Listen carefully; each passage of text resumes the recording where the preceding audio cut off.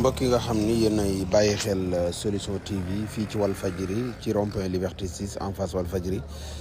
benn immeuble moo fi daanu immeuble troisième ci jamono ji muy daanu nag minutes yu tegal daanaka ay minutes yu néew gannaaw bi nag bi loolu amee sapeur pompier ñëw nañu fees fi dell police ñëw nañu itamit ñi nga xam ni ñoom ñooy daal askan wi dëkk ci quartier bi yëpp ñëw nañu waaye nag li jaaxal ñëpp mooy ak li ñu fi nemmeeku ñetti nit lañ fi génneegun muy benn liir ak ndey ja ak keneen ku jigéen lu may loolu nag amul kenn koo xam ne ci waxtu wi génn nga depuis nag minuit ba mu tegalee ko si lëf ba léegi ba fi mu toll nii daanaka ni 4 heures du matin jot na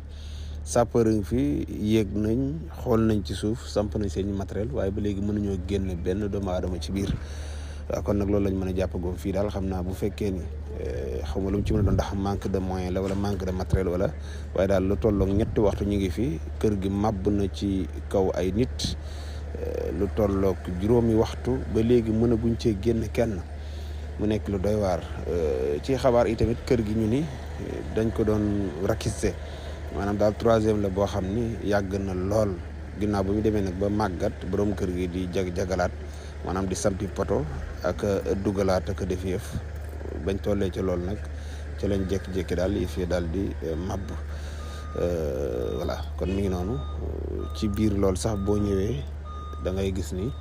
ñoom seen biir ñu ngi ci biir ñu ngi woon ci biir ay chantier ci liggéey ndax suuf saa nga fa xeer yaa nga fa granderie baa nga fa béton baa nga fa kon daal loolu la ñu mën a nemmeekoogum sapeur mi ngi fi lu tolloo juróomi waxtu mi ngi fi ba léegi mënaguñoo génne benn doomu aadama ci biir am na nag ay photo yuñ commencé gis nga xam ni ñi fi njëkk bi mbir yi am ñoom ñoo ko photo woon waaye daal lu may loolu la ba léegi kenn amaatagul benn xabaar fi ci biir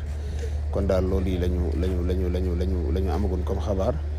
xam naa ni mbir yaa ngi noonu fii ak ci kanam tuuti incha allah ñu daal di ci dikkaat bu ànd ak dogalu borom bi. monsieur le maire waaw mu ngi ñëw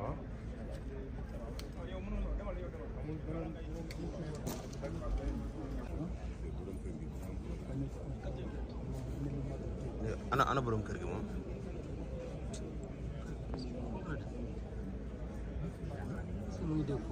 ci biir la dëkk.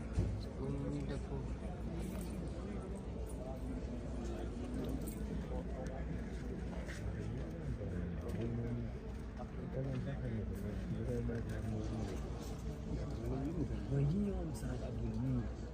deuxième bi 7 personnes une famille.